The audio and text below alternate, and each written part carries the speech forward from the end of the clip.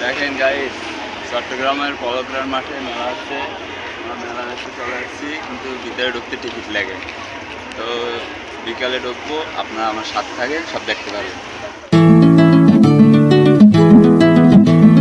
বৈশাখের বিকেল বেলায় তোমায় নিয়ে বকুল তলায়